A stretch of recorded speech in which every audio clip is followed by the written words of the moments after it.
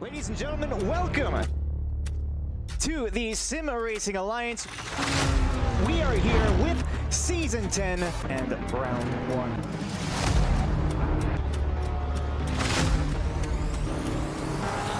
Boogity, let's go racing as the green flag jobs. Looking maybe even full wide. They're fanning out. There's a bit of contact. He's got the outside. Side. This is a great move. He's got plenty of speed in there and he's being held up. He's going to have a better run. Yeah, it's going to stick it on the outside. Well, that's a late move. 296 Ferrari, though, finds a space. Oh, he didn't have it. And we're on the way for SRA. Welcome again, motorsports fans, to the Sim Racing Alliance. We're here with Round 2. It's the Autodromo Enzo E. Dino Ferrari for today. And I, of course, am Andrew Reif, joined by Alexa Marshall and Selena Boonstra here for Division 1 in Season 11.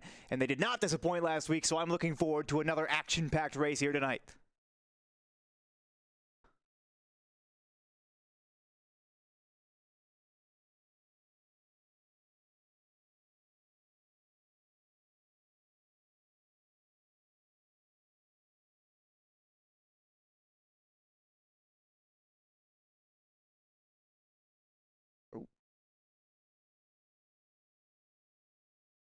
I thought, Selena, I think I may have messed up the Discord audio devices. So let's go again with that intro. Oh no! Oh no! Oh no! Oh, Selena just lost her entire intro, but that's okay. So sad. I'll give you another chance. I just wanted to give you another shot for that one. That was your warm-up. All right. Go again.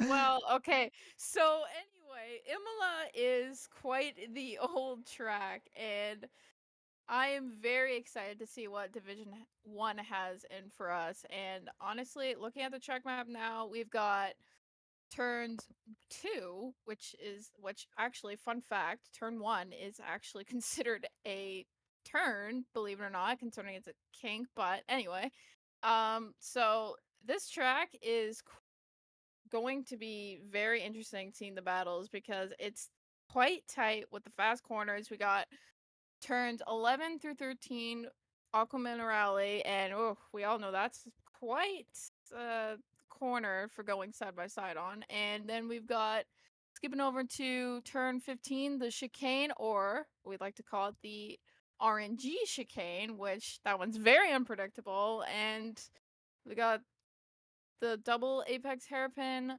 final corners, and yeah, I'm excited to see what D1 has with these battles on this old school track.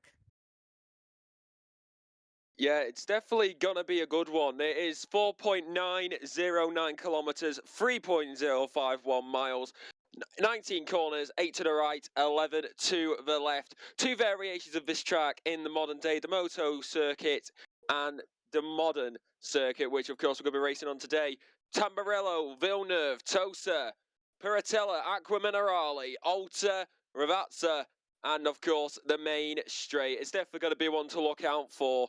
And of course we are 173 miles, 279 kilometers north. It's an old school circuit, an anti-clockwise circuit no less, with minimal runoff, high downforce. Main overtaking zones for D1 boys and girls are going to be turn 18 to turn 2 and turn 7 to turn 9 for the main ones. And of course, I wonder if this will relate into real life, as the best car around here was the BMW N4 in real life. But as I hand it back to Andrew for the driver standings. Oh, absolutely. This is one to talk about as well because it is, of course, Michael Menning out in the lead. He had a dominant performance at Barcelona, really emulating what he was able to pull off in the last season, followed closely by teammate Mr. Sir. We'll take a look at that on the team standings later. But the big story, I think, here for today, Nate Specht leading the silver drivers, and by quite a margin as well. You can look all the way down into 12th place, where Guy Manperson is in a distant P2 in that regard, and it really does feel like, you know, save for those one or two outliers, it is all, you know, separated as well as you would expect. Most of the golds sitting up there on top. Jeff Spangler in 4th, Jeremy Mercer in 5th, Peter O'Brien in 6th. Very, very familiar names for a lot of people who have been around the SRA scene. Mia Rose coming in as well. Bit of a rookie for us, I believe, in this season, coming from all the way down under and taking a P10 finish at Barcelona was fairly impressive. But yeah, looking down the list is a lot of quality drivers here. Bailey Kitch is one that I'm looking out for. In specific, he kind of introduced me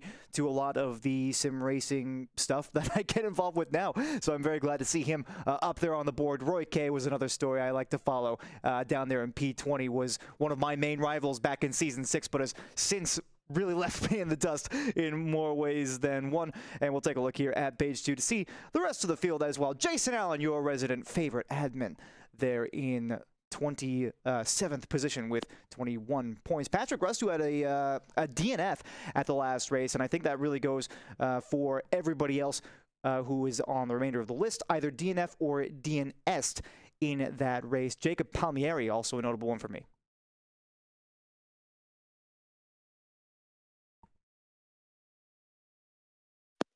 Yeah, definitely lots of people to look out for. Sorry, I was just having a drink. But yeah, I mean, definitely loads of... we got put on the spot here, by the way, guys. Jesus, I was having a drink.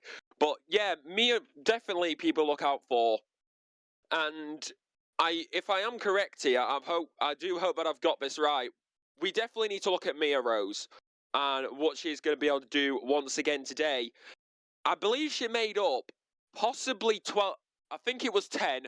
possibly 12 positions last time out in Barcelona. Of course, this is a very tricky circuit to overtake on, but she's up there in the standings, and with those moves she made last time out in Barcelona, siphon through the field, definitely one to look out for, as well as Spect, of course, being a real outlier, way above the other silvers, and overall a very decent finish in Barcelona for him as well. Yeah. Switch over to the team standings now. You can see exactly what's going on. Of course, it is the bullet staying Michael Menning and Eleanor with Mr. Sir up there at the top. So not a whole lot in the way of surprises. And looking down the list as well, you can kind of get a feel for how things are going. We're a Barbie team over there, and they're with Jeff Spangler and Mia Rose, two drivers that we already kind of mentioned in passing, but it looks like their liveries have worked for tonight. So you guys will be very glad to see that one on the table. Your all-silver drivers, number 7, it's Nitro Sim Racing Colombia with Eric Morrow and Gustavo Sanz there with 86 points. So you have a little bit of the combination, the Pro-Am, if you will, with Nate Specht and Matt Lehman in 6th position. But from there on, it's all gold at the top. The drivers are starting to make their initial runs out onto the circuit for the race. For the qualifying, excuse me, and it looks like we're just about to hop on board with some good quality timing there as the first one goes across the line. That's Zach Martin.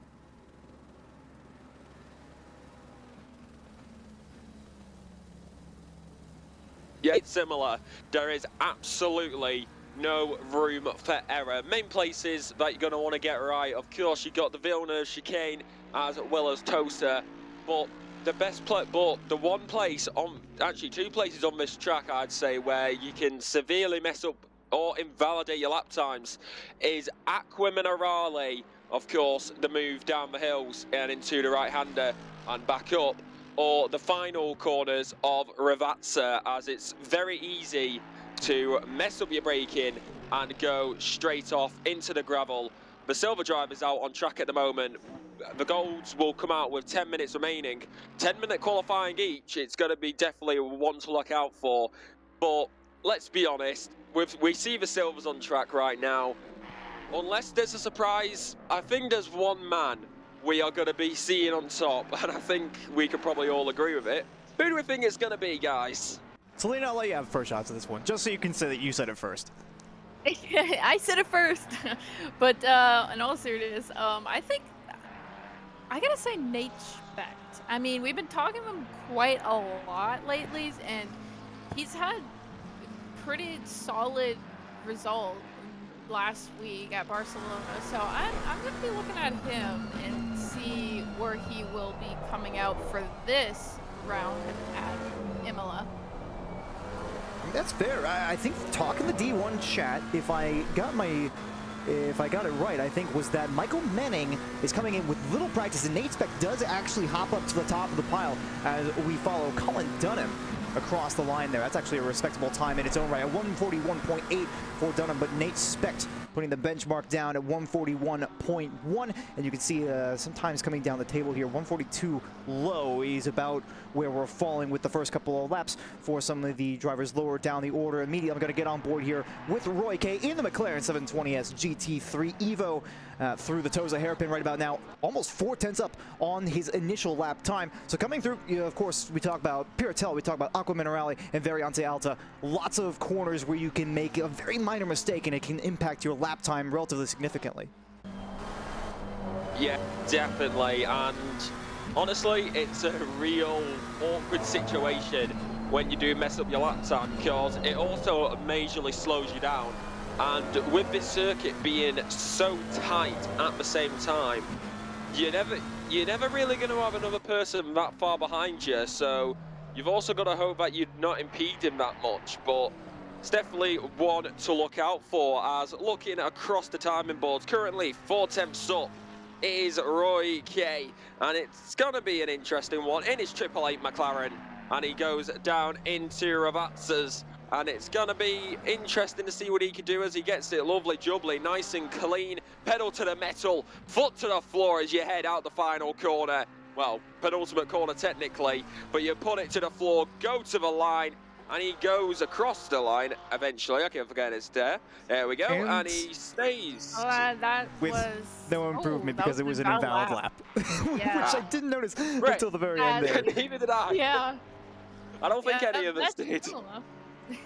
That's Imola, where, I mean, even during the race too, track limit warnings are definitely going to be a huge issue with this race. I mean, I know that the chicane at Variante Alta is quite the, well, as I mentioned before, the RNG chicane, so there's no really indication of where to point the car, really, at least for me anyway. But I mean, if you point in the wrong direction and you go really fast, it's gonna be a warning, and that is one of the key corners to look out for and be very careful with, because or else drivers are just gonna have to serve that drive-through and it'll cost the race. It's not an insignificant pit length as well here at Imola, so if you do get that drive-through, then things are going to go very, very poorly for you. But we still see times tumbling down the tables, so I'm not so worried about it for the race. I'm assuming people will be taking it a little bit easier, but once you get your banker lap on the board, you do kind of have that inkling to try to push a little bit more. You can see that McLaren doesn't really like those curves as much. Of course, the Evo is a little bit more behaved about it than some of the other cars that preceded it, but Dan Good here losing a little bit of time, I think, through Variante Alta, only about 1/10.5 up on his best lap so far, and Nate Specht improves the bar again, going across the line about 1/10.5 faster than his previous provisional pole time, so very good improvements on that front, and this looks like it might be a nice little improvement for Dan Good as well, coming across the line, and should be an improvement of a couple of spots, if not all the way up into the top 5. Yeah, very nice, and yes, there we go, right up there. Lovely job. Stand as a pound as we go over to Ramirez, up into P number 11. A nice little improvement for him there. 1/10 up right now is Diaz up in P4, but it's going to be all over the board realistically, as we only have a few, well, only a couple minutes remaining for the silver qualifying times, and then of course the golden boys and girls will be coming out on track, and that's where the fun begins. But currently watching, the Ford Mustang of Chan goes up into P9, the number 17. Very decent lap time of 1:41. 3.62, not too much, spreading the field of silvers either. It's very nice and tight, and it's honestly definitely one to look out for, because just a minor improvement could put you up very, very far, and it's going to be quite a difficult one to also stay where you are at the same time. So you want to set yourself up nicely for the race as well. I think the track is starting to come a little bit in to the drivers. I think it started at optimum. Temperature is 32 degrees Celsius, but the bar continues to get lower. Nate Specht just came across the line with another improvement of about 1/10 here. Guy Manperson also improving currently in P2 right now. Might be able to take away the silver pole from Nate Specht. And I believe Nate Specs is going to be on their last lap of this qualifying session. Guy Manperson might have one more shot at it as well. But for all of the silvers now, which I'm seeing a lot of invalid laps actually on the board at this very moment, you got to start getting in that last push lap, that last ditch effort to try and shave off those couple of tenths, and Nate Specs is actually doing exactly that. We're going to follow Guy Manperson across the line, but as soon as that's over, I want to get on with the number 3 McLaren because he is just flying right about now. So here comes Guy Manperson, about a 3.5 tenths improvement in the BMW M4 GT3, and it's a very well put together lap as he goes up onto the silver pole. So now it's up to Nate Specs to respond here, Selena. Yeah, I mean, it's going to be a tight fight, honestly, because I think between Nate Speck and Guy Manperson, I mean, with those times, I mean, let me look at those times. Guy Manperson doing a 140.4 and Nate Speck doing a 40.5. I mean, just a tenth away, and everyone else is pretty well with a couple to a few tenths between each other, so we'll see what the golds do this time around and see if they can beat Nate's time, which, excuse me, Guy's time for that provisional pole. Just to come to the line. Yeah, definitely. Yeah, Nate Speck is going to be coming to the line. He is on for an improvement as he is going to put it flat to the floor. Can the McLaren go top? Yes, it can. No surprise there for Nate Speck.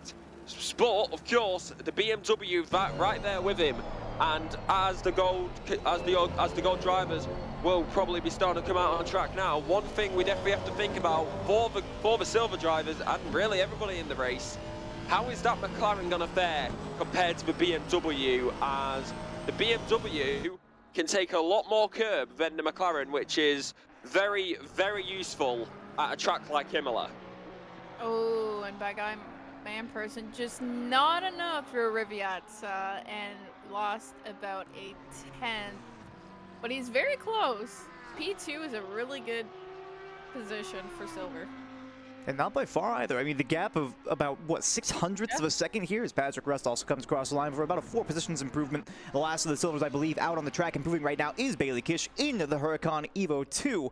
And that'll be a small improvement, but an improvement nonetheless, up into 14th place. So now it's time to find out if your prediction does come true. A 40.4 is incredibly respectable for Spect.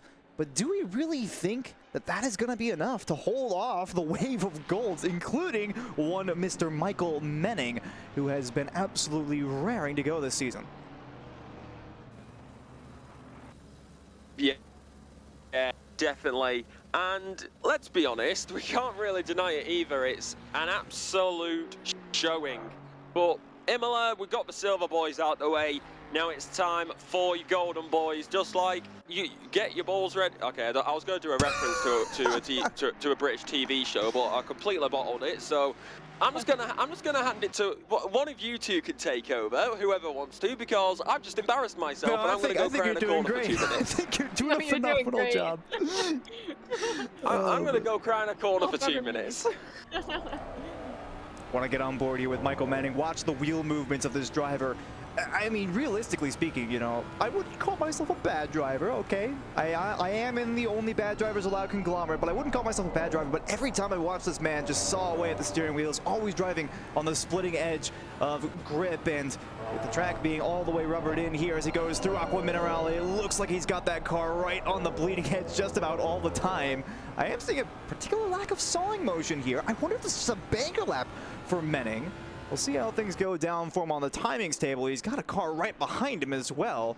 I can't see exactly who that is. And it's a big moment. Invalid. Oh, he was up on good time, and just that chicane, that RNG chicane, is very at Alta. It's brutal when it comes to track limits. It is. Not only that, though, I'm really surprised that the Mustang got so out of shape there. It's one car that seems to be actually quite snug with the curbs. Yeah, no, like, now I can actually talk about the Mustang now that we got it on console. Like, one thing that with me, I have been testing the Mustang, and one thing that I have found is that it's a bit of a tank. It's got like the maneuverability of a tank, in the corners. Like, at low speed, you've really got to turn that steering wheel to get it rotated. So with all the chicanes here at Imola, I wonder if that could be a hindrance to Michael Menning, Mr. Sir, and honestly, all the Ford drivers. But for me, I'd say the BMWs and maybe even the Porsches are going to have the advantage. Porsche stays on top. I'm not driving it this season, but I've still got an invariable bias towards the 992. Hey, yep. Porsche to the end for me. Infinite. But yeah, that currently with Michael Menning, he's gained over a second in Aqua Minerale. Oh, and he just invalidated it again. Oh, you hate to see it. Aqua Minerale strikes again. Yeah, that corner is really tough too if you just wash out really wide and it just gets you. I mean, yeah, Imola definitely. is not a easy track to begin with, so it's really tough trying to keep it within the track limits. Very much so. But ultimately, it is a fun track, I find. Even though, despite all things with the track limits and the frustration, I still love this track. You're very right. We're starting to see the Golds finally, take their spot near the top of the time. Yeah, I mean, going back to what you were saying, Slim, Imola is a very, very fun circuit. However, it is not forgiving at all. You go off, you will be punished. And here in qualifying, it's showing with the invalidations, but it's going to show in the race as well, as because it's difficult to overtake. We're going to have a lot of trains, and if anybody in those trains messes up, they're going to be losing a lot of positions, as we see the barbecue of Mia Rose finally. It's not cabin fiber like last week. Actually, wait a minute. I'm looking at the timing sheet here. Mia Rose is on for a pole time. If she can put this one together out of the last turn, out of Ravazza 2, and that's 7.8 tenths up on a 140.9, which should put her in the low 40s. And that is going to be ridiculously fast time for Mia Rose. Over to 139.9, just 2 tenths away from that time. That is ridiculous. Wow, the gal from down under just appearing out of nowhere. Holy bleep. That's insane. Well done, Mia. Wow. And two drivers who have yet to set a time right now, Mr. Sir and Michael Menning both have failed to put a time up on the board. But at this point, you know that they're not going to be shooting for banker laps. They are going for push laps. These were the 1-2 in the last race. They were the 1-2 in the last season, and they were looking to be the team that stands on top of all things very, very early on. Another driver who actually has also not set a lap yet and just invalidated their previous lap is Velez, currently sitting in P39. And Michael Menning, I think, just set a time. I didn't see where his name went up to, but we're going to stay on with Mr. Sir. You can see that all the way on the left-hand side, 26th for Menning, a very uncharacteristic spot for him to be in. Mr. Sir screaming down towards the line now, and this looks like it's going to be a fairly nominal time. I'm not expecting it to set the sheet alight here. We'll see where he lands. And P2, oh my goodness, I severely misevaluated that one. What a time for Mr. Sir. What the heck? What the heck is going on this evening? Get Imola shows up sometimes and it makes good races, but Mia Rose pole, Michael Menning so far back. Michael, mate, you showed up in Barcelona. What has happened between that time? Like I said, I don't think he's been practicing for this track.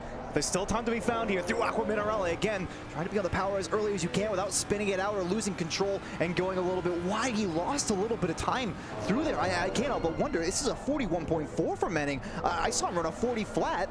Or excuse me, a 40.8 in the practice session before this, but he lost more time there through Variante Alta. So it's really opening up the opportunity for anybody else to improve. And I'm seeing lots of improvements down the table.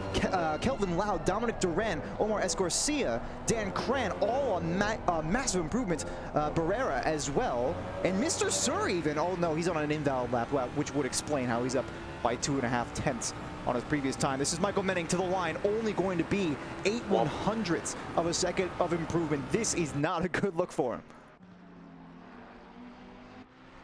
Yeah, definitely not. But there is only 1 minute remaining here at Imola, so it's safe to say these are going to be the final lap times, and you have got to hope for the best. As apparently, I'm going to point out Twitch chat here for a minute. Somebody said, Matt Bad Luck Manning. Let's hope he cannot hear us. But as we go watching Jeff Spangler going to be going through the chicane, lovely jubbly, it's what you'll love to see. And as you head down to Ravazza, it's going to be all the way to the line. It's going to be nice and clean. It's going to be what you'll love to see. Look, and as he gets all the apexes, Jesus Christ, that was nice and clean, being 3/10ths up here. As you go towards the final line and you go pedal to the metal, foot to the floor. Can it be a Barbie Team 1-2? Yes, it can! Wow, look at that. Phenomenal stuff. 1-2. Mia Rose is also on a bit of a slight improvement. Oh, Comer Wilson had 3/10ths in hand there with a 140.6, but invalidated there on exit of Aqua Minerale. That's basically what we expected out of Imola. More improvements coming down the table. I've just seen Timothy Flamger has invalidated his last lap, I think, in Ravazza 2. That one's heartbreaking if that is indeed the case. So he's going to finish down there in P17, or it might be P18 if Dan Cran has anything to say about it. Pierre O'Brien is also close in front of that car, actually. Very, very minor improvement on that front, so I don't think he's going to move up any positions at all, but we'll see. He does actually go in front of Dan Cran very temporarily before he pops up into 14th position, and I think that just about does it here for qualifying, and an interesting qualifying it was, it must be said. I was quite pleased with that. Amazing times by a team 1-2 for the Barbie cars. Mia Rose in pole position and Jeff Spangler in a solid P2. Very well done by the both of them. Yeah. Also, yeah, absolutely amazing. Also, Michael Menning, the man who was in such good form last week, down there in P16. So that is definitely going to be getting to him, I think. And it's going to be hard to get back through the field. Also, I'm only going to mention this one time. Why is my flag American? I'm British. Right, anyways, looking, as we look for the, but yeah, Barbie Team 1-2. Mia Rose up there. And of course, we can't ignore it. Nate Specht there in P number 4. As who wants to go through the grid order this week? Well, we're definitely not going to go through the whole one this go-around, but it's worth mentioning at least the top 10. Jeremy Mercer up there again. Mr. Sir, of course, in P3. Guy Manperson in 5th, trying to challenge for that silver title, who we did see is actually second of the silvers, but still quite a fair ways behind Specht. Barrera in behind at P6. Jeremy Mercer, as I was just mentioning, a very, very solid contender who I expect to stay around that spot. Gomer Wilson looking for a bit of form here today, along with Omar S. Garcia, Kelvin Lau, and Jacob Palmieri, who had a nightmare of a race last go-around at Barcelona, ended with that DNF.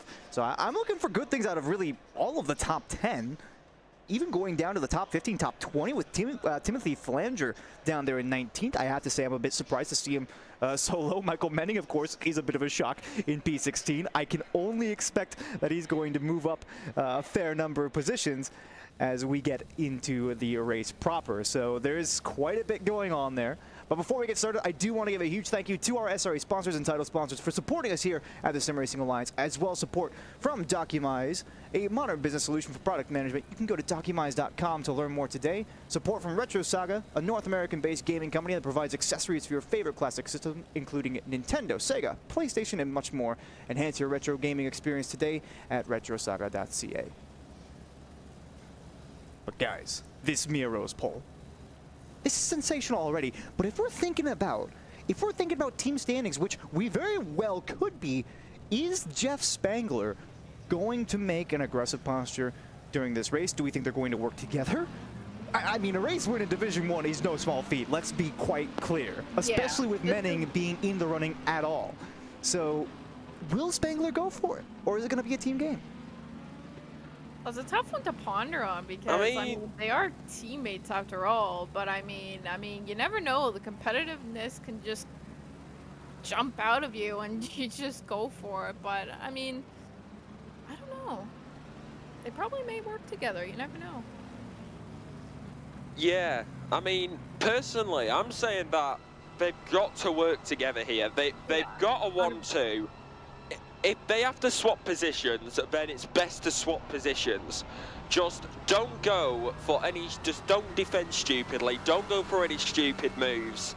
Because if you do that, you're just going to be damaging both of your races, costing your team. You've got a 1-2. You want to keep it like that. It doesn't matter which one of you wins, but you want to win. Oh yeah, 100%.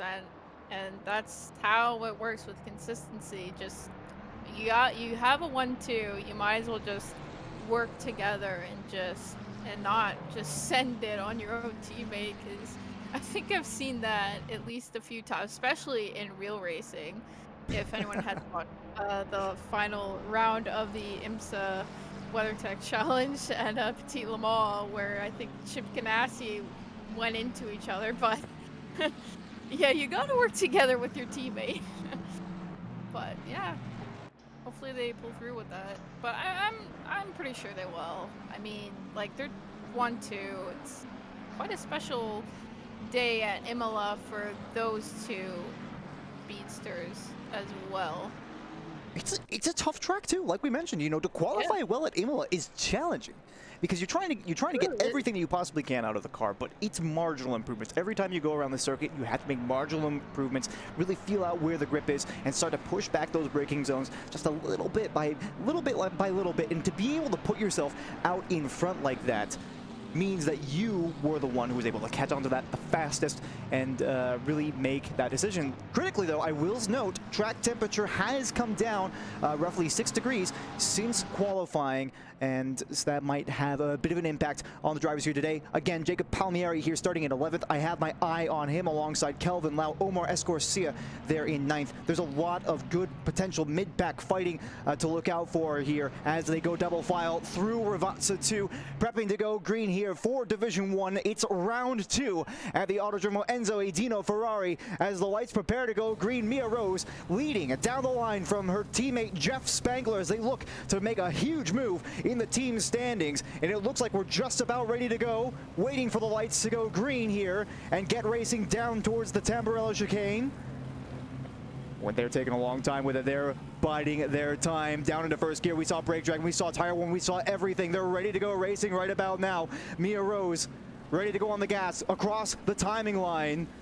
The lights, they are certainly giving it their weight. Mr. Sir poised and ready to strike in the Ford Mustang immediately behind. And the lights go green. It's a little bit of a poor wash there for Mr. Sir. We might even see a move here for Nate Specht trying to get into P3 down towards Tamburello. And it looks like it is going to be Mia Rose leading from Jeff Spangler up the inside. No contact made. They go through too wide. It's a couple of cars getting a little bit argy-bargy there in the back, but it looks like most of them are going to make it through. I see a couple of yellow flags in the background, but we're going to stay on the main fight here as Jeff Spangler has taken lead from Mia Rose, almost under attack from Mr. Sir, but they get through. Yeah, very decent there in the opening segments as I heard you there, Selena. Oh. It's over to you. Yeah, just seeing that Rados just had a little bit of a bumpage going on and kind of had a little wiggle moment, and he looked like he lost a couple positions there. So a lot of things going on lap 1 as per usual. Not surprised at all because that is just lap 1 with 39 cars on the grid. Oh, and looks like behind the grid there is a yellow of Moro. I don't know what happened there, but something happened there. Yeah. Again, lap 1's very challenging to keep track of everything that's going on. So if you see something, say something is the moral of the story. Michael Menning has made up 1 position, but you mentioned Dorados was having a bit of trouble. Yeah, and here we go then down And yep, there you go, into Ravazza 1 and 2. You got Ravazza's at Imola, you've got Velesmo's at good old Monza. You got the two Italian tracks. It's nice and easy, but down the main straight once again, it is going to be Sir versus Spect, gold versus silver, And Mia versus Ford Spangler versus. It's all over the place. It's what you love to see. Ooh. Mia Rose is sending it. Going. Ooh! here comes Mr. Sir. Quite close to the McLarens. Jeff Spangler taken on the outside. Oh, a little bit of argy-bargy between the two of them, which gives way to the cars behind Jeff. Going on the outside. Oh, things are looking tight between those McLarens of Jeff Spangler and Nate Specht. Silver and gold driver. Jeff taking that position back. They're really going at it. That's Barrera. Yeah. The cap. Honestly, it's got. Things are close. Mia Rose just pulling away by 1.1 seconds from Mr. Sir. Insane stuff. I can't believe Spangler managed to stay in that position. It looked like he was going to get shuffled down the order, you know, after all of that went down. But we're seeing even more action. Michael Manning has made up even more spots. Well, it's been one lap since I took a look, and he was in P15, and he's already up into P12. Might even be looking for a move here outside. Oh, Michael Manning's been spun around. A little bit of contact with the cars in front. That's a huge incident for Manning, the championship leader, and we're at Barcelona. He's going to get shuffled all the way down the order now. And that's a huge incident. Oh my goodness. See it. Oh no. Who else was that? I think that was Ramirez also involved. Wow. And ladies and gentlemen, welcome to the commentary curse. And Imola. Oh, that looks like it might be a little bit more contact, but they get through. What a move there. That was Brian Ryder trying to go up the inside for Madhouse Racing in the Aston Martin. Didn't quite make it happen. We're going to get back on. But what in the world did we just see? We're going to... I wish we could go for replays, but Race Control does not agree with me on that one. So, unfortunately, we're not going to have that one back. But, oh my goodness. Manning, a slight incident in front. He failed to see it in time or be able to react in time. I'm not sure if you could react in time. Yeah, I mean, it's definitely a hard one here. It's similar. It's what it's like. It's very, very punishing. Somebody has an incident in front of you. It's so tight as well. You are just gonna get caught up in it. Yeah. That's why it hinders you severely. You need a good qualifying here at Imola, because otherwise, unless stuff happens in front of you and you're able to avoid it, which 90% of the time does not happen, you are going to get severely punished here. As we're currently watching Jeff Spangler, and we're going it down to Ravazza, and he's going to keep it clean for the time being. The number 9 McLaren, and he's got the other McLaren, the number 3 of Nate Specht, right behind him. Of course, it's gold versus silver. Nate Specht, he's just proven his wings. Are we sure this man isn't supposed to be gold? Because he's up there with him, and he is proving his worth. Oh yeah, 100%. Like, he's in P4 currently, just really on the tail of Jeff Spangler and that Barbie 10 McLaren. And I think that after the third race, I believe, is when the reclassifications go down. I think he's going to be in gold after this. I mean, he's really proven his worth here, being in the top 5. Yeah, definitely. Looking down the order, though, I'm going to start listing off a couple of gainers and losers. Estefano Barrera is up 1 position into the top 5. Very solid showing from them so far. If they can hold on to that, that's a big if. Landon Drevis, he's up 7 positions, 12 for Mikhail Charles, who had an awful race at Barcelona, it must be said, in the last race. The same goes for Velez, who I'll get on board with right now. Luis Daniel Velez up 11 positions. Mikhail Charles with 12 in hand so far. They're still quite far down the order, but you can't argue with the numbers. I mean, you can argue. You can argue with the numbers, but you can't argue with the driver's skill. And it just goes to show, as we head into Alta, maybe looking for the move there was Duran, but as we continue on down throughout the rest of this circuit, it's going to be nice and clean for the time being, and it's McLaren versus McLaren. It's all over the place. One thing I am going to point out though, we've got two, honestly, we didn't really see this last time, Lau and Wilson in the Lambos, pretty high up compared to Barcelona. The Lamborghini's just doing fairly well in general, and we did talk briefly about Gomer Wilson and Kelvin Lau, who is, you know, just a little bit behind. I'll take the wing cam here. That is the teammate for Gomer Wilson just behind. So I wonder if maybe there's even a little bit of team strategy going on there, trying to hold them behind. Nate Specs is still up behind Jeff Spangler, who's dropped a little bit off of Mr. Sir. The gap about 3.9 seconds now between P2 and P3, but Mia Rose still leads the race. Despite Mr. Sir giving it his, well, I'm not sure if I'll say best effort, because they might not be pushing at this stage in the race. This is Jacob Palmieri looking for potentially something outside the toes, a hairpin, but I don't think that one's going to happen. Mercedes a little bit too lethargic in the corner in comparison to the McLaren either. And Dravy's taking a moment going wide on the outside into the sand, which gives Peter O'Brien the position for P16. Yeah, it's nice. It's honestly pretty good overall. It's a very decent show, and as we're watching this, as it's going to be Dan Cran as he goes past the Porsche. Lovely jubbly. It's what you love to see as they head down into Piratella. And then, of course, down towards Aqua Minerale. He may have got past, but can he hold it down here? As one mess up as we go. Ooh.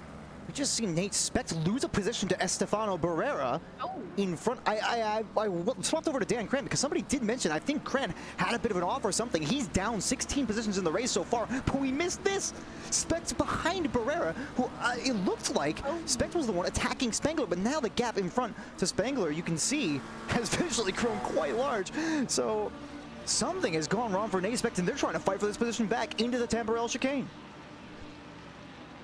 Yeah, definitely one to look out for, and once again, Imola proving why, yeah, you need to have good skill around here, otherwise you are going to crumble as we head down towards Villeneuve, and it's going to be all over the place realistically, and it's going to be quite an interesting one as Nate Specs can never count him out as we move over to Andrew Redos heading through Villeneuve. And he's going to be all over the back of that Mercedes by the looks of it. And he's going to keep it there for the time being, but he's going to have to hold off for now. Most likely place for a move is either at Piratella or down into Aqua Minerale. Speaking of Guy Manperson, Selena, you were just watching this one, I think. I could hear it in your voice a little bit. Guy Manperson in that BMW, of course, against that McLaren in front. You know, it can eat a lot of those curbs. Yeah, and a McLaren sandwich, too. So, I mean, he's dealing with two McLarens. One in front and one behind. I mean, with that BMW in the curbs, I mean, taking it, which I assume it takes the curb solidly. I mean, we'll see if he'll get an overtake done on Nate Speck, but he's been, as we've mentioned earlier, he's been like very solid from Barcelona and to this round so far. So I mean, the guy is gonna really have to put his foot on the pedal for this one, because Nate is not easy go around. But I mean, then we have Barrera overtaking Nate Speck, which we unfortunately missed somehow, but well, one of these days we'll get the PIP in. Jacob Palmieri actually into the pits already. Okay, this is an interesting one. Michael Manning is also in the pits. That one surprises me a little bit less. Maybe trying to go for the mega undercut after the unfortunate happenstance in Ravazza earlier on. But we're starting to see some trains form. This is not necessarily unexpected, and do give me a moment because oh, whoa, goodness gracious, who was that in the back row? Mikhail Charles, I think, just went well deep for Tamburello, maybe missing his braking point, watching that car in front maybe a little bit too much. So now he's gonna have to defend here actually against Bailey Kish on the outside. I think Kish has just about got it. Yeah. Livery reveal king. Yeah, he overtook Jason Allen on the straight, and then he just, like, Mikhail just sent it right into the sand. Lost a couple of positions there. Hopping all over the place. Gaps are pretty low in a lot of spots in the field. Mikhail Charles is still staying close up to Bailey Kitch ahead, and then I'm seeing a train 18th to around 22nd as Dan Good leading Zach Martin, Brandon Chen, Diego Paul Fimbres Casas, and Jason Allen. And of course, we're on here with Peter O'Brien and Timothy Flamdrew, who are kind of having their own little self-contained battle, which isn't something that you would expect here at Imola. But that McLaren is coming up rather quickly. You wonder if they're going to go for it in the braking zone towards Ravazza. They think better of it, and well, I do say think better of it, but that Aston is so strong in a straight line, there's almost no way you're going to catch him in the slipstream there. Yeah, absolutely no chance.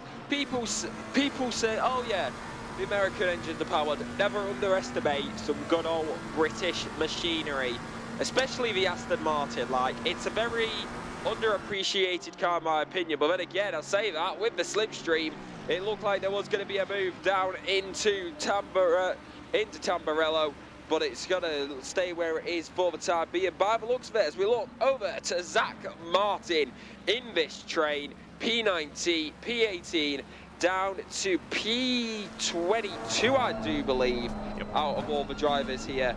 And it's Dan Good who is leading the train. Choo-choo. Yeah, quite the train going on here. Oh, and Zach Martin almost pulling on the inside of Dan Good for a moment there. Swerved interestingly there for that hairpin. I mean, yeah, to be fair,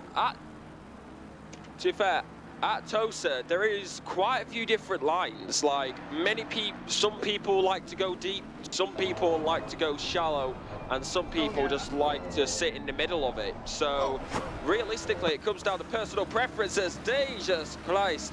I believe that was that Durham? That was the car who went off in the background. Luis Daniel Velez. From Minerale. Yeah, I thought so. Dan Kranz just lost another position too. Oh! Is that Bailey Kish? Oh no, Jason Allen I just caught the corner of my eye. Like, it just looked like he just spun out there for a second, lost it. Lost quite a few positions there. The RNG chicane strikes again. Yeah. Oh, Bailey Kish, Mikhail Charles, wait, what happened What is going on? Whoa! Something happened. Just cars slow down there. I don't know what happened there. Many positions lost for Charles again. Yeah. Who's having another notable race, but for all the wrong reasons, it seems. Let's go around. I might need to add that to my notes for next week. If you didn't have that one burned into your schema from Barcelona, then I don't know what you were watching, but it clearly wasn't the same show that we were on. I do want to check in with the leaders real fast. Nate Specht is still up with Estefano Barrera, but Miros has since pulled a little bit of a gap here to Mr. Sir behind. That's 1.7 seconds. Still definitely in dangerous waters, but Jeff Spangler has surely fallen off. Just now exiting Aqua Minerale in a little bit of pursuit of Mr. Sir. You can't quite see that Mustang up the road. And then, of course, Estefano Barrera about 1.7 behind that. Still some contenders for the podium, though. Nate Specht, Guy Manperson, Jeremy Mercer, all thinking about getting on to those top 3 steps. Yeah, definitely. I mean, well, like we say, it's similar. As there was a yellow flag momentarily. That is the banned juice in the United States off the track as we look at Martin actually going to be heading down versus a carbon fiber McLaren as bit of contact between the two into Ravazza. Well, that's going to be unlucky for him as we do have Jan right behind him looking for the moves, maybe heading down through turn 19 very quickly. And pedal to the metal, foot to the floor as we look at Simmons and Allen. It's what you love to see between these two, and it's going to be all the way as Robinson pulls his car into the pit lane. No surprise there, definitely picking up damage. It'll be interesting to see what he can do throughout the rest of this race as we're currently watching Simmons still. Zach is looking really wobbly, losing position to Diego. And Brandon Chen. Yeah. Didn't quite catch the one on the main screen, but We're able to get on board with it now. Zach Martin, who is looking in prime position to attack actually the front of this train. Dan Good was the one parked up in front of that Mercedes for the longest time, but Dan Good continues to get away with stuff here, kind of pushing that Mercedes back into the cars behind and eventually throwing him to the wolves. As he stays up in P17, he's been a solid leader for this train. Oh yeah, 100%. Well, the other three in the back just duke it out. He's sitting pretty up there by 6/10 up ahead of Brendan Chan. Go on with Nate Specht at the moment. I haven't seen any drive-thrus come through yet, but I am noticing a lot of red laps on my timing sheet right now. And Nate Specht actually getting a fairly good run here on the Ferrari in front of Estefano Barrera. This looks like it's honestly shaping up to be one of the more interesting fights on this race as they head in through the Tamburello chicane. Very, very challenging to follow through on this one with that arrow wash. You can see Nate Specht getting an armful of oversteer there. And that is exactly what I was talking about. You can't stay close to the car in front because you're going to get a lot of that going on for you. Ooh. Oh, yeah. Oh, right into the gravel. It's going to lose 2, maybe 3 positions as Gomer Wilson tries to hang it around the outside. I don't think he quite has the space. But yeah, that's amazing for Barrera. And now Gomer Wilson is in prime position to attack, especially with the dirty tires for the McLaren in front. Yeah, definitely.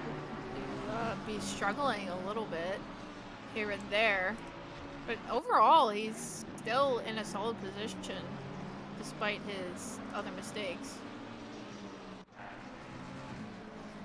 Yeah, definitely. I mean, one thing we also have to think about as well is as we go down into Alta, all over the curbs really, as the BMW gets a very decent line as we look to the rest of this battle. And it's going to be all over the back of it. Mercier going to be looking for it down towards Ravazza, maybe. BMW on the inside, McLaren on the outside. Looking for it, but just a bit too far behind for the time being. But here we go then. Who has the better engine power? Who has the slipstream? As it's going to be pedal to the metal, foot to the floor, all the way from Ravazza down towards Tamburello. Who will get the moves? Who will stay where they are as they Specht into the pit lane? Or is he still in the pit lane? I think actually he's still in the pit lane, I think. As we look at Jeremy Mercier, and he gets the move done as well. Contacts into the gravel. Oh no. Will Guy lose another position? Gomer Wilson looks like maybe so. Oh, and no. Let him by. That's Kelvin Lau. Gomer's just a little bit off the road, but you can see now the car behind here. That's Omar Escorcia trying to get into the mix as well. But they just can't quite do it, and that's a huge boon to all the drivers in front now, who have a little bit less to worry about. There's a almost 6 second gap now between Jeremy Mercer in 5th and Gomer Wilson that's Barrera in 4th and Jeremy Mercer in 5th. Gomer Wilson is still related to this fight. That looked like it might have been a moment of oversteer there for Jeremy Mercer, just in front of the Lamborghini of Gomer Wilson, who has gained actually now 2 positions in this race, looking to make it 3, and that's no small feat when you're talking about this high up the order. Yeah, definitely not. I mean, this high up the order, it's really all comes down to personal skill and pace, so you really cannot understate what they are doing. Just looking on the timing board on the left-hand side as well, 1.5 seconds between the top 2, as that is Velez, who seems to be going a bit slower, maybe a bit of contact with another car. We didn't get to see that on the main screen. That was a bit unlucky as Kish and Allen, you can definitely tell their teammates by their livery, as they are going to go side by side down towards Ravazza, as it is going to be Kish who concedes the position to Allen as Charles looking for a move maybe into Ravazza, but unlucky for the time being. But of course the Ford has the engine power, and it is a monster on the straights. As actually no, they're both coming to the pit lane. Wow, that was close. A nice pit entry there for Charles, yeah. Yeah. Allen continues on. But I do think there was a moment there for Velez, and I think I saw Kish moving in a little bit down the order as well as Brandon Chan. We actually hop on board there for a second. And it looks like he might have had a bit of a moment in towards Villeneuve, but they can't stick it up the inside. That's a very challenging braking zone to try to make a late lunge for. And it looks like Tosa now might be out of the question for them as well, not having that run. So the pit strategy is starting to come into effect. We're going to have to see where Michael Menning comes out in all of this. He's had a lot of clean air, of course, with the very, very fresh tires from the very beginning. After that contact was made at Rivanza, he might have had an advantage. This guy, Man-Person, up against Gomer Wilson, trying to fight here for some of the top spots in towards Variante Alta. Gomer's going to let Guy on through. That BMW going well wide on the exit. Might get a track cut warning for that one. Now Kelvin Lau is in the mix. Of course, they are teammates, Gomer and Kelvin. So I think they might be agreeable on this one as they head down towards Rivanza. And it does look like they're going to go ahead and take it line astern. Almost of the inside. Again, Man-Person. That's a huge moment for Guy Man-Person. Gomer Wilson losing out on that one, and Kelvin Lau makes his way through, so at least a little bit of consolation in that, but now being thrown to the wolves, he's gonna take it into the pits. That's a good move. Good move. Yeah. Yeah. I mean, dicey for a second there. Oh, and speaking of which, it's about to get spicy dicey again as Redo's just right in the midst of Escorcia and Peter O'Brien just contact.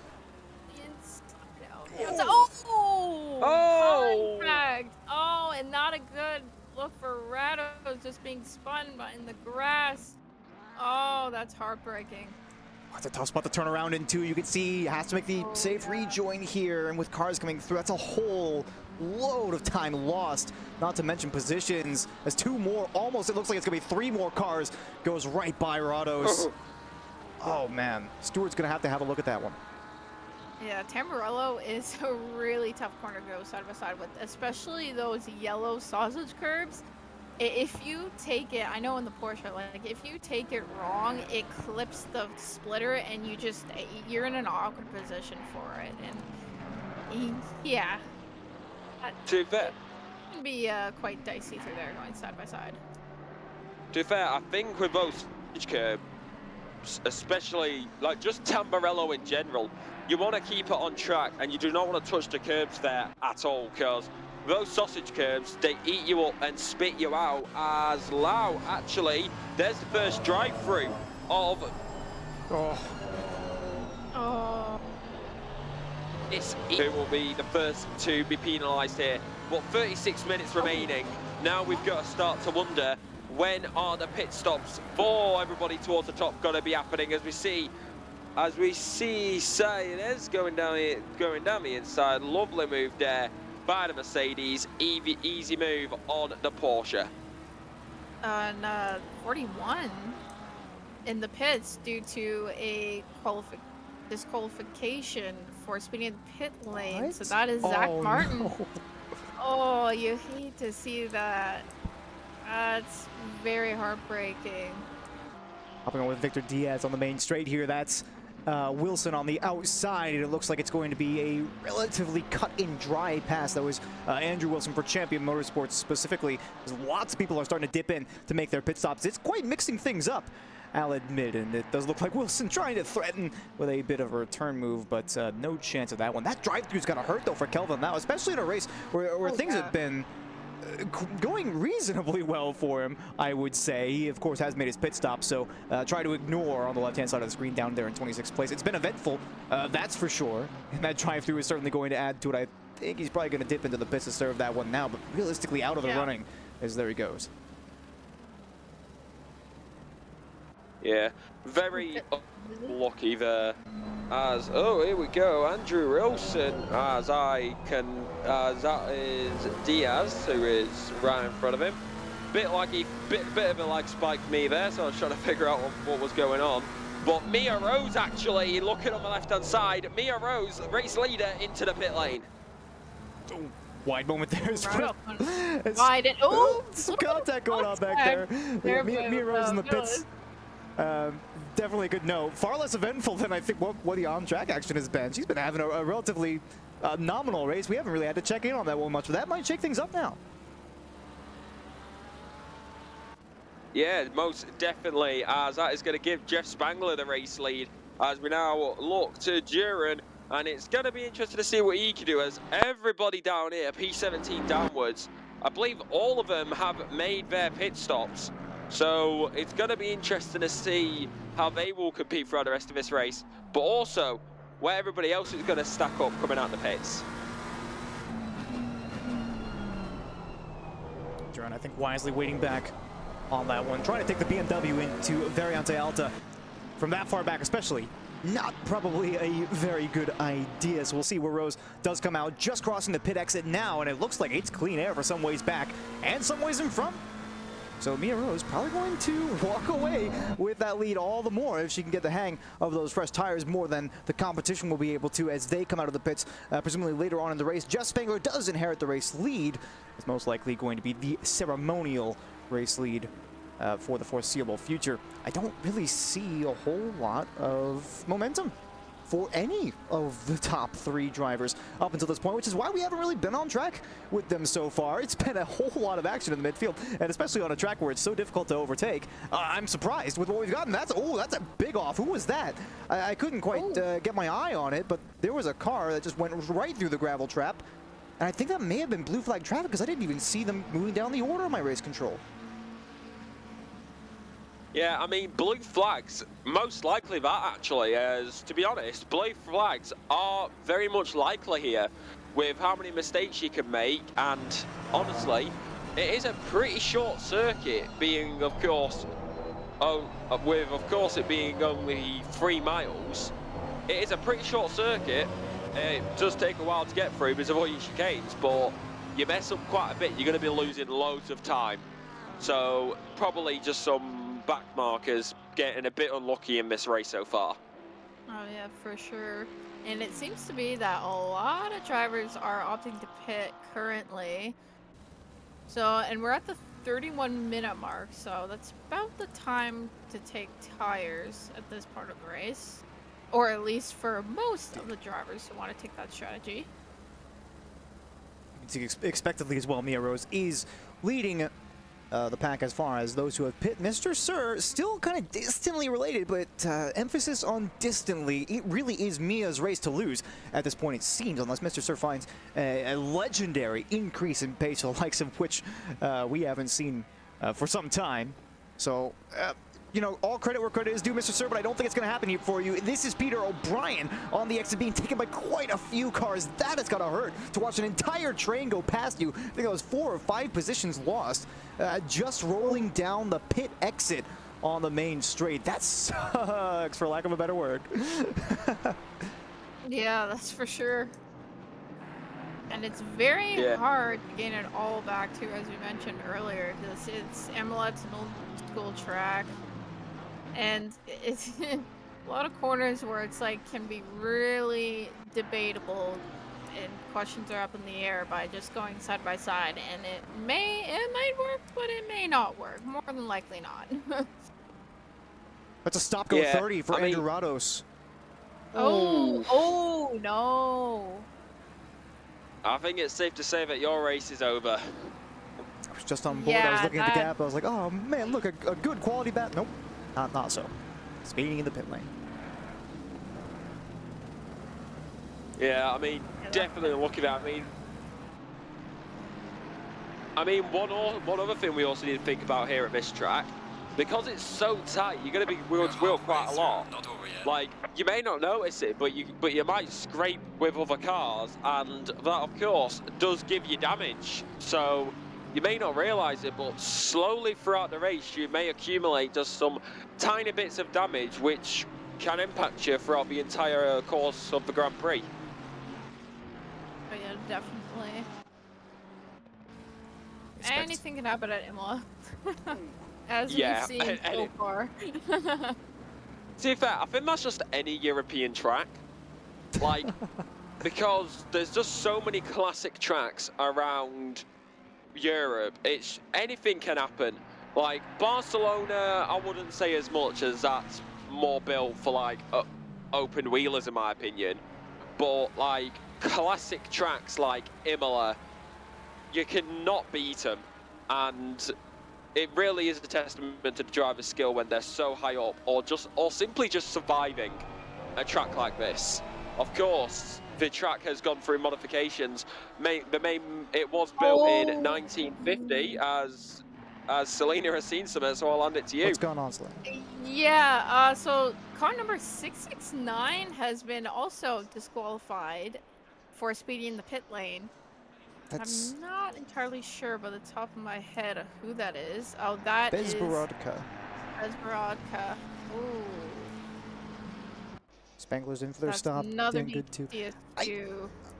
That confuses me Heartbreaking. somewhat. I mean, what do we think? Obviously, speeding in the pit lane, we know that.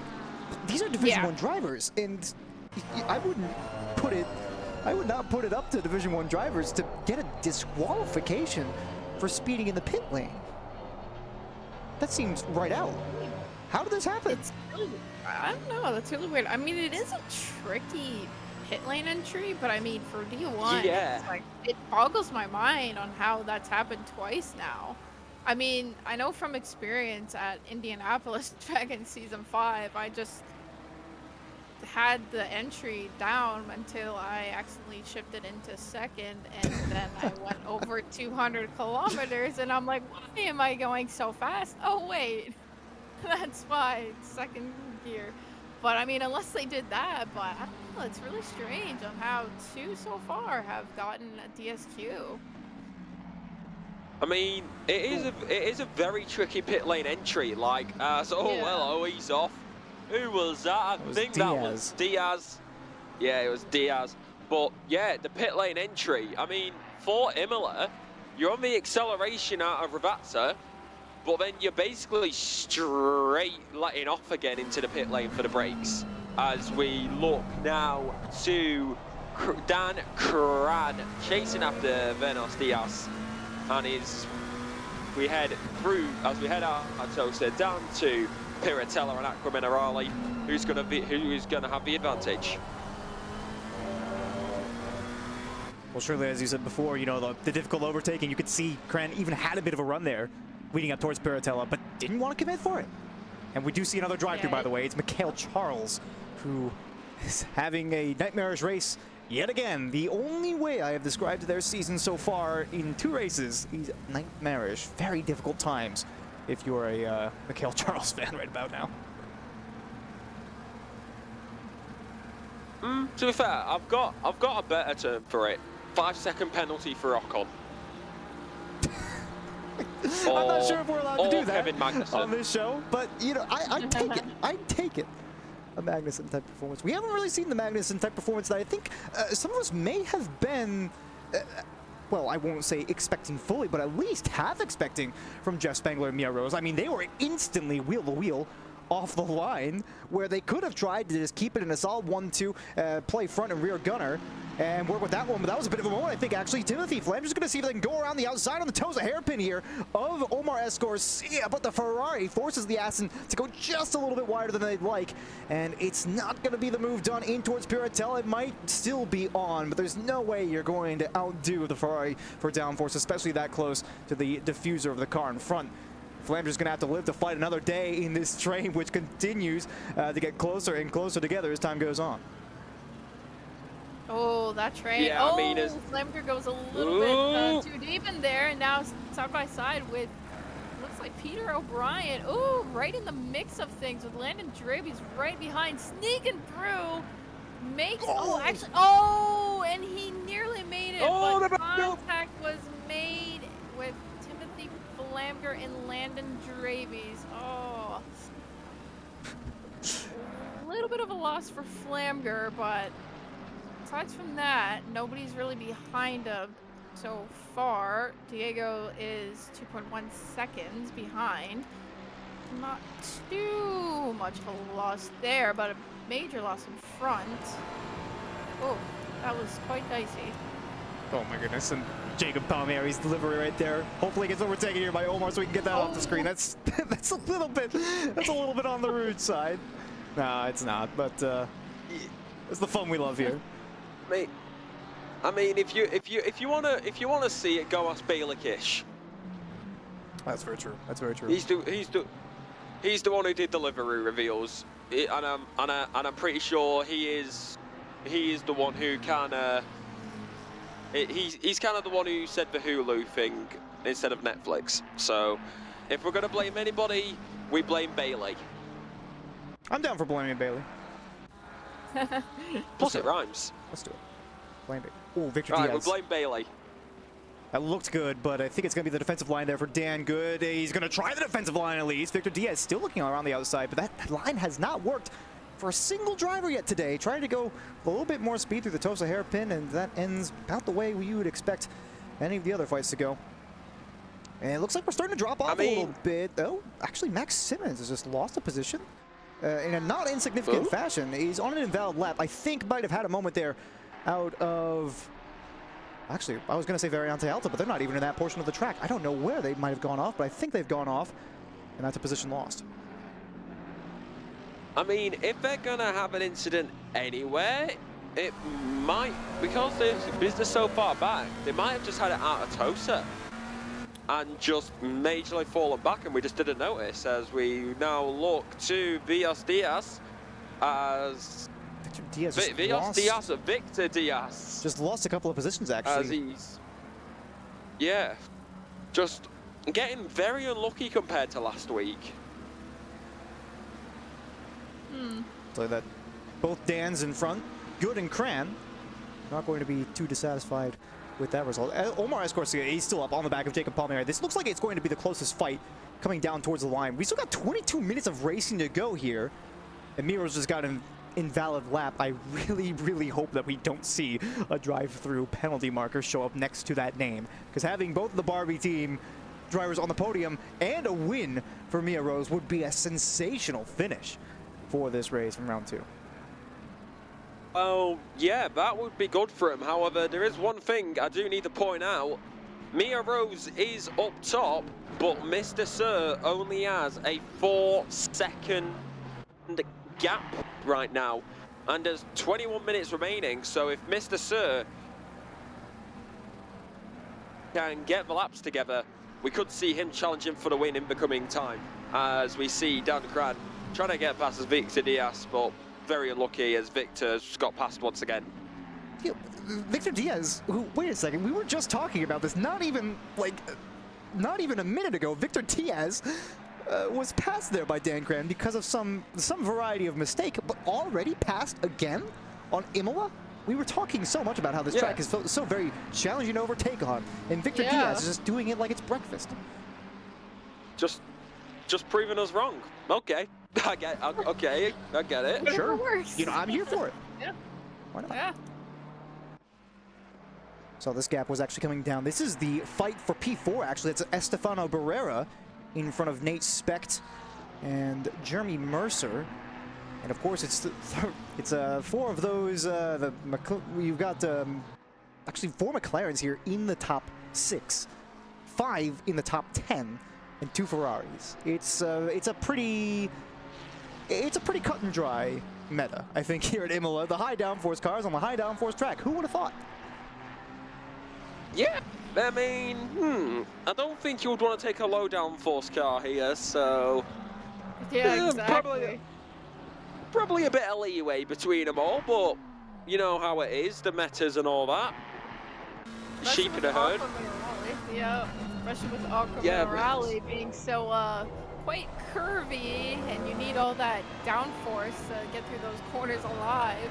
But I mean, even then, in these GT3 cars, it's like, it's still quite difficult to keep it within the track limits, considering it's not an easy part of the track, let alone everything else. As Mercer is looking up on the inside of Nate Specht on this straight, but he's still 3/10 behind.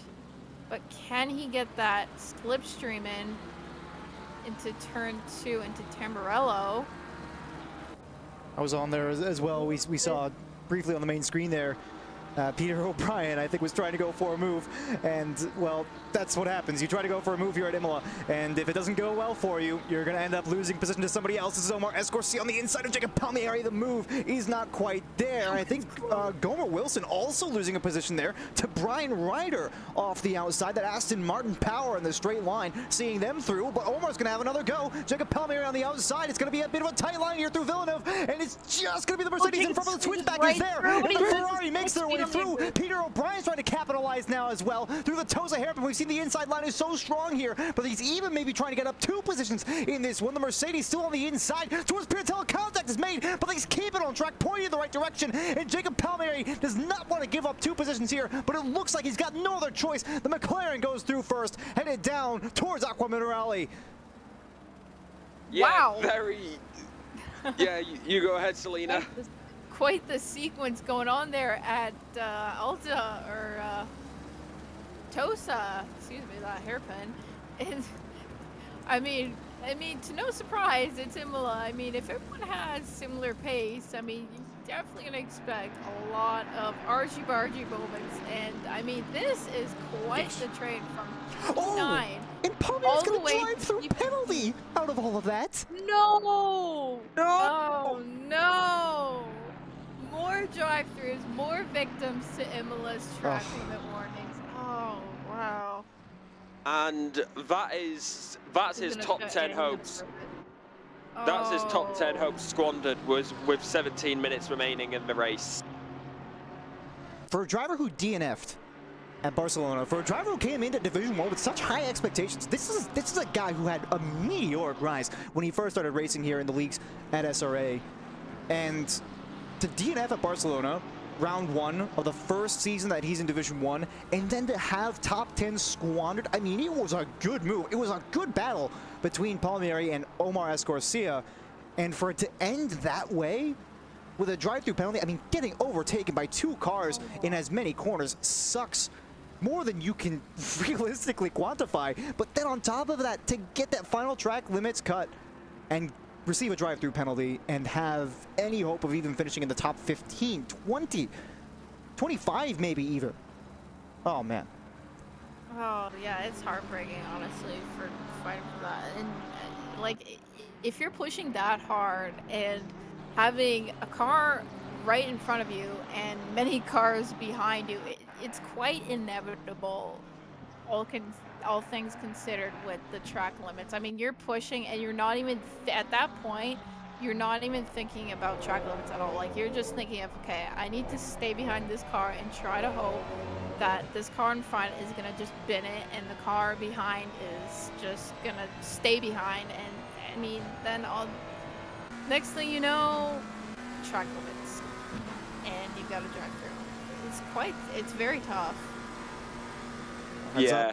I mean, you can just imagine what's going to be going through their minds, so it's very unlucky. As it is as looking at the top 5, it is very much decided by McLaren's P1, 3 and 5 with a Ford and a Ferrari in there, as Peter O'Brien all over the back of Escorcia, as it is McLaren versus Ferrari once again. A legendary rivalry, the 822 versus the 114, as we head into Villeneuve chicane and then towards Tosa. And of course, they are staying where they are as we head now down towards Piratella, looking over the rear wing of Escorcia, but bit too far back is Peter O'Brien, and he's just going to have to stay where he is for the time being. Maybe a chance into Ultra Ravazza, but that's if he can nail Aqua Minerale, as it's curved, it's downhill, then it's uphill. Really, sometimes if you're unlucky, the car can just drop away from you. As actually right now it's Colin Durham and Velez, I do believe, and they are going to be going wheel to wheel, side by side momentarily. As lovely little move there by Dunham up into P21. Not bad catching up on the end of that one. I will note, by the way, Victor Diaz, this was quite some time ago, but I did notice that during all of that action with Jacob Palmieri, Victor Diaz, I believe, had some sort of an off because he lost 4 or 5 positions in the race, down into 24th now. And that is quite an unfortunate result from that fight.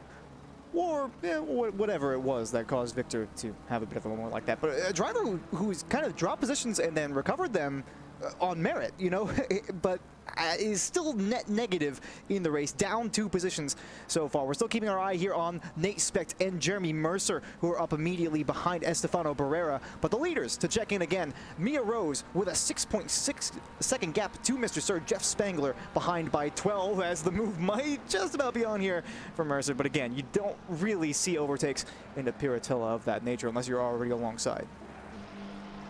Yeah, definitely not. And once again, down towards Aqua Minerale.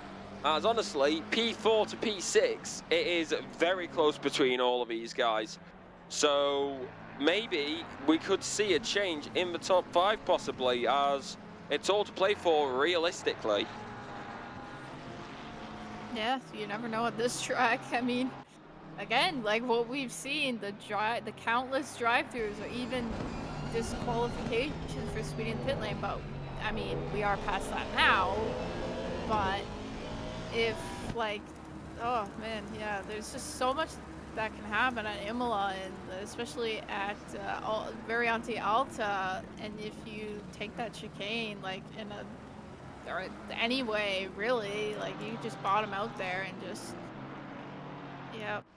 Anything can happen here at this track. Yeah, I love how you were initially going to say if you take the chicane the wrong way, you can bottom out, but you very quickly corrected yourself into saying if you take it anyway, you can bottom out, because that is that is the correct statement. You can just sometimes the game just doesn't want you to win, you know, and of course yeah. that's just the way that it is. That is just the way that it is here at Imola. ACC things at Imola, totally normal. Yeah, I mean, one thing I'm looking at right now, as I'm just looking on the board on the left-hand side, there's one man who I was expecting to see today, and yet I see him nowhere in the top 20. Yep. Unless Michael Menning, I cannot see him anywhere. I think he has disconnected. Oh. I could be wrong on that one, but I'm just taking a brief inventory down the list here, and I don't see him. Jeremy Mercer, though, up the year against Nate Specht into Variante Alta. I don't think that's going to be on the inside line. It's going to be very powerful on the defense there for the number 3. And Specht will stay ahead, presently speaking, but you can tell that Mercer is starting to get a little bit impatient with this, especially with 11 minutes to go in the race. You're going to have to get a move on here before too long. I see Diaz is also just behind Simmons in front. That's the 328 of Max Simmons. But Porsche is reasonably strong at this track. I won't say it's insane, not surely not as good as the McLaren, but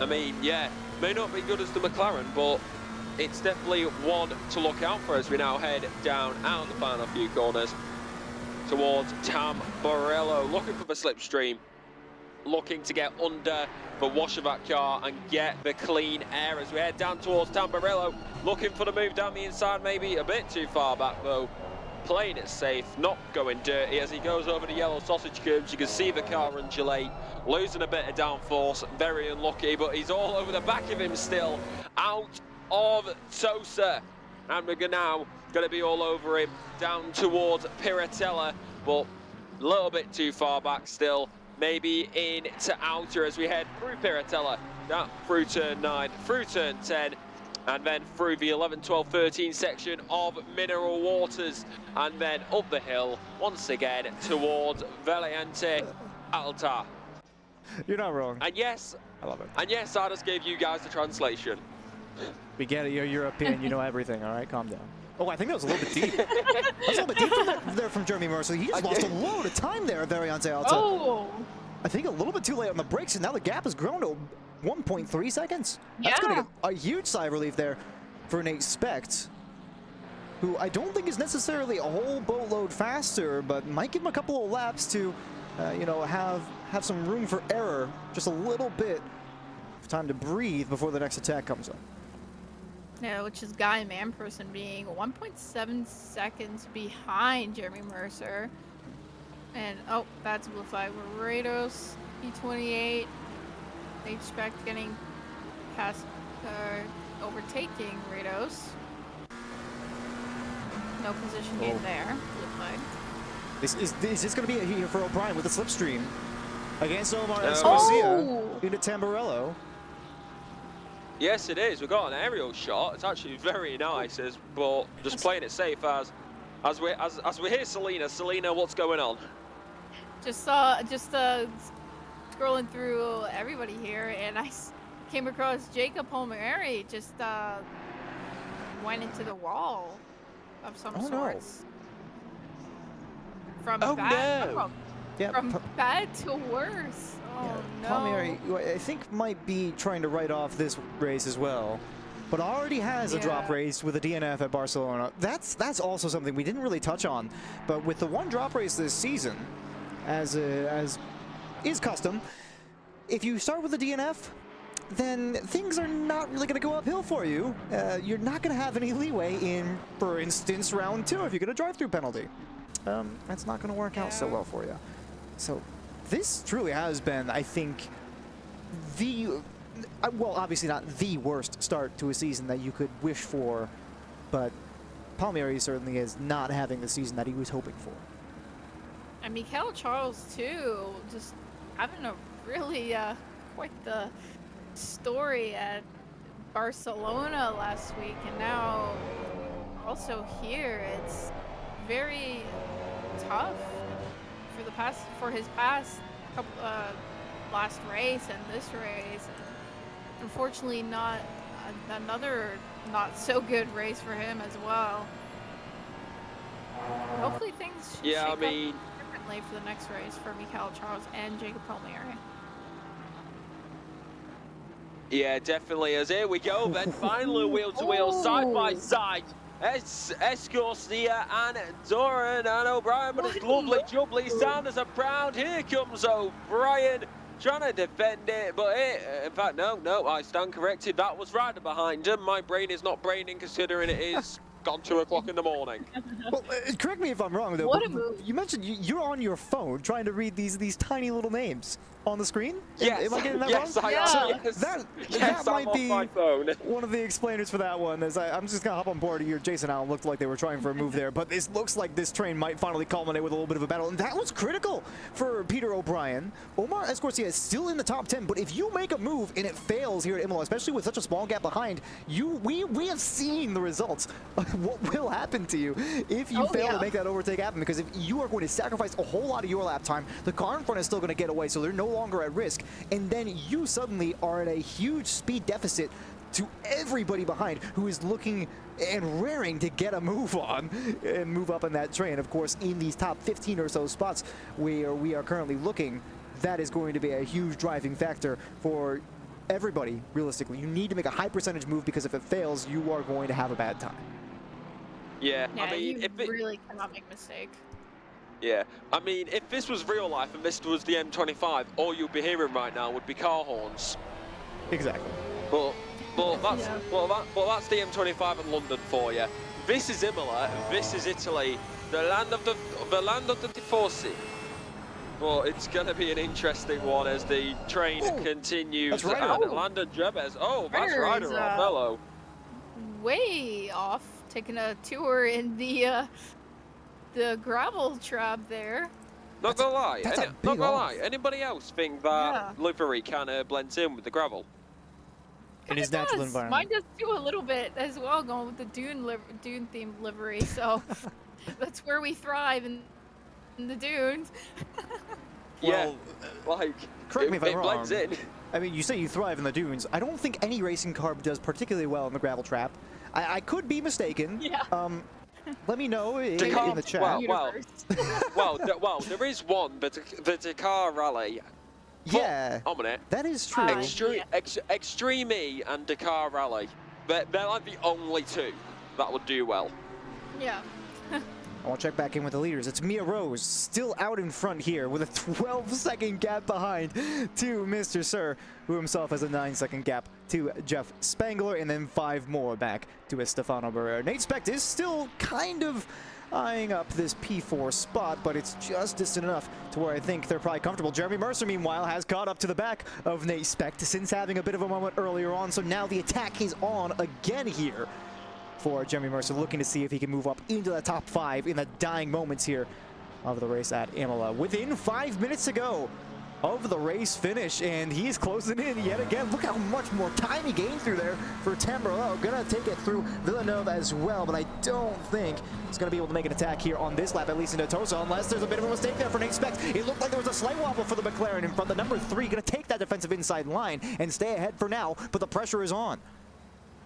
Yeah, most definitely, and with how little is left in this race, they are gonna be feeling it as Wilson as gets overtaken by Ryder. Lovely little move there, but Ryder goes wide. That's going to give Wilson the opportunity once again, looking for the move round the outside at Tulsa, but unlucky as the June car continues to defend, heading down through turn 8 towards turn number 9 of Piratella.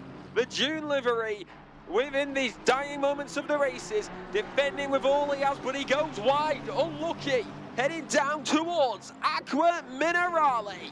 And then through turn 11, down to turn 12, little kink left of turn 13, all the way down to Variante Outer, where you've most likely got your best overtaking opportunity, but it doesn't look like it. You nailed the chicane though. Was that car off on the right-hand side?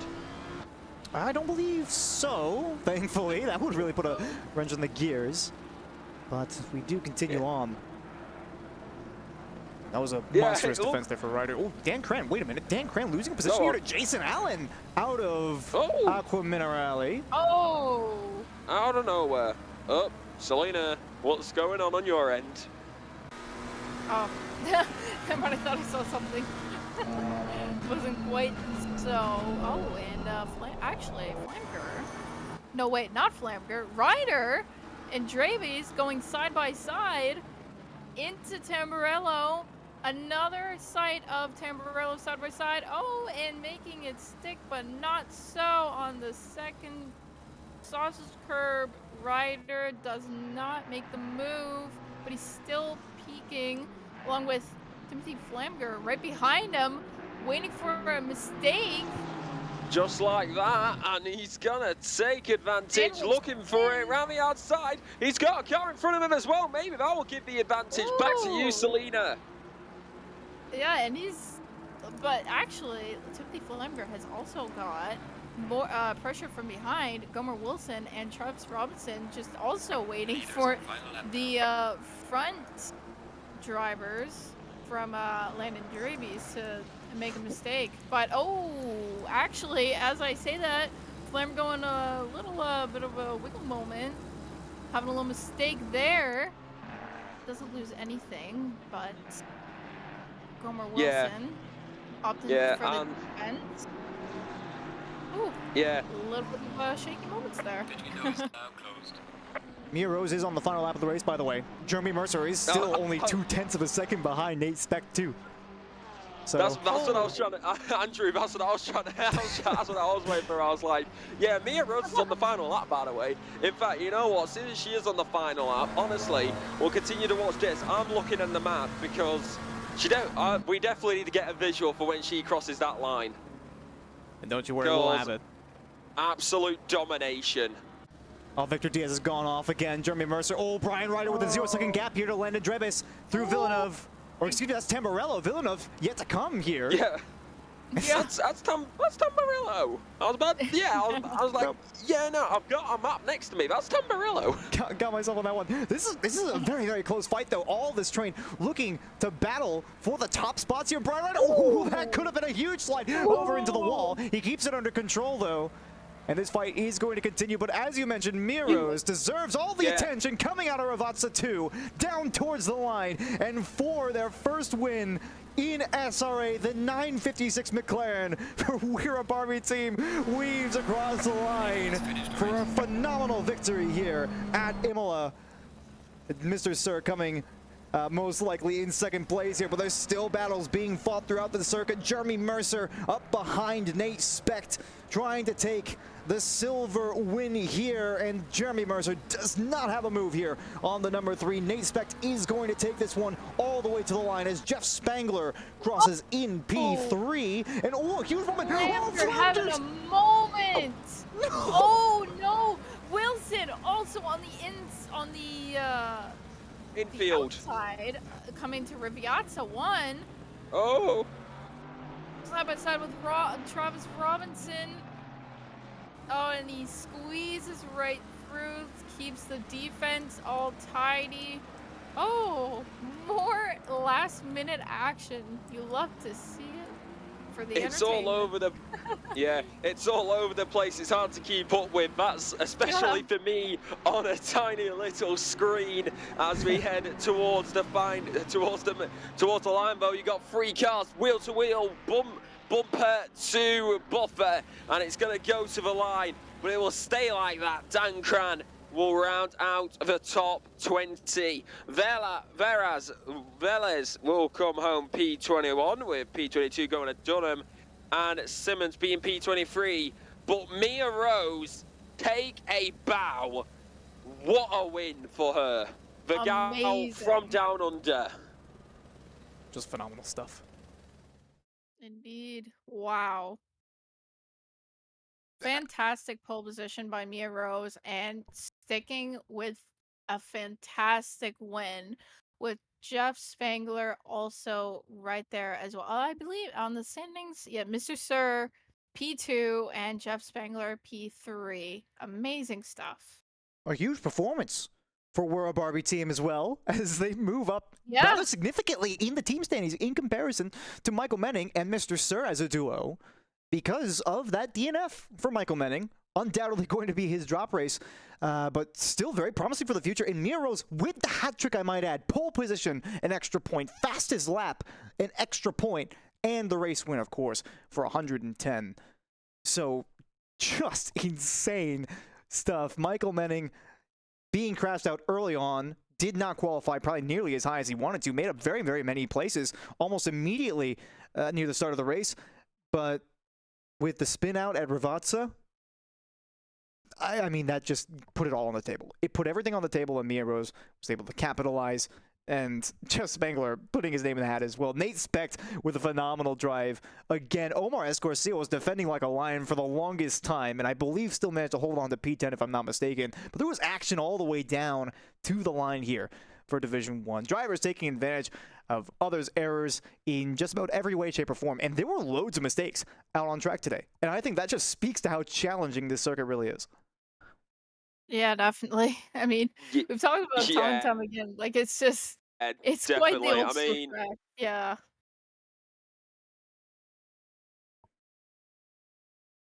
Insanity. Yeah, I mean, old school tracks always provide the best entertainment. I'm gonna sign off it, girls. I shall leave the rest to you two. I'm absolutely shattered. I am so tired. It's 3:47. So I'll give my quick review on this. Mia Rose, absolute domination. Cannot deny Michael Menning. Very unlucky. Nate Specht, dominant as always for the silver drivers. When ratings are double checked again, I can definitely see him coming up to gold. And Mr. Sir up there in P2 with Jeff Spangler, of course. We're a Barbie team is very high up there, but I'm going to leave the rest to you two. I've been quiet because I'm tired. I'm going to bed. No worries. I'll see you guys in a bit. Thanks so much for joining us, Alexa. And a good night to you. And I think, Selena, we're probably going to close it down here before long. Guy Manperson also, I think, deserves a special shout out for having a phenomenal drive alongside Nate Specht. He wasn't really able to finish so high up the order, but a very normal human Homo sapien was able to challenge the current silver leader. And of course, Nate Specht will remain the silver leader, presently speaking, but it was a wonderful drive to try and challenge that top spot. Yeah, and also Guy Manperson with a P2 in silver. So, and Landon Draby's also P3 in silver. So shout out to those three taking the very solid silver podium today. And Nate Specht, I mean, honestly, like top 5, and he's in silver. So I think him and Guy are gonna get moved up after the 3rd round at Suzuka. It's just ludicrous stuff by those two. Very outstanding performance indeed. We'll see. And of course, you know, have to talk about Estefano Barrera coming in the top 5 was a wonderful performance for him as well. Omar S. Garcia, I already mentioned, but I really feel like he had a wonderful return to form. Jacob Palmieri, again, walking home probably with head held low, and I'm looking for more from him in the future. Of course, we've got very many more weeks to go yet in the season. It is Suzuka for next week. And, well, Imola might be a challenging track, difficult to overtake on. Suzuka is a difficult track, but very, very fun to drive, very enjoyable, and with overtaking opportunities actually quite present on that one. So I'm looking forward to it, but before we go ahead and sign off, we got to give a huge thank you to our affiliates, Track Racer. You can experience redefined gaming with Track Racer's high-quality sim rigs and accessories. You can use code SRATE at checkout to support us. Armamentario, a toolbox for ACC that will enhance your chance to win. You can enjoy a fully customizable and enhanced heads-up display to change the way you experience ACC. AT3D Sim Shop. You can upgrade your sim rig racing experience with premium 3D printed accessories featuring precision-crafted magnetic shifters, sleek cable management solutions, versatile stream deck mounts, and immersive dashboard displays. Their innovative designs enhance performance and style. Elevate every lap with top-tier quality and craftsmanship at at3d.net. Go Setups, which I have to give the highest praise to every single week. Premium esports setups for everyone. Use our affiliate link on our Discord and take your drive to the next level, and you well and truly will, by the way. And finally, Castle & Cauldron, a home-based crafting business specializing in handmade Harry Potter, Fantastic Beasts, and Fairy World collectibles. Magic wands, potions, mini dioramas, wall decor, costumery, cosplay, and much more. Castle & Cauldron is where crafting meets the magical. Visit facebook.com/Castle Cauldron. Selena, it has been a wonderful night for racing. Suzuka up next week, and a huge shakeup in the standings tonight. Predictions, I want to hear them. Well, I think for mine, I'm gonna go with Nate Specht with another top 5 for overall, but I think probably from what we've seen his performance, probably an overall podium. I think he can really get that, but Suzuka is quite the technical track, especially through Sector 1 with the S's, trying to be aware of the whole technical factor about that sector, and even just the rest of the track. Like 130R is quite difficult with that high speed corner and the final chicane. But yeah, I think Nate Specht is one to also still keep watching over. And even Mia Rose too. I think she will get a very solid position even after seeing tonight with her fantastic win for the night. I think she may actually get another win, I think, as well. So looking forward to that. Although, except side note, I will not be here for the next 2 weeks because I will be away out of town. So I'll be missing out on that one, but I'm maybe watching it, hopefully. Well, hopefully you are. Get your fill of SRA action. But Indeed. there will be more tomorrow, of course, on the YouTube channel. We're going to have more stuff going your way, and there was some additional racing going on tonight, but it will be the remainder of the divisions that didn't race tonight will be online tomorrow. So if you're raring for more, then be there, I suppose, at 9 p.m. I don't believe the Twitch channel is live tomorrow. I could be mistaken on that one, but if you join the SRA Discord, you can find all of the links that you will need. And we specifically will be back next week. It's week 3 at Suzuka. Thanks so much for joining us tonight, and we'll see you next time.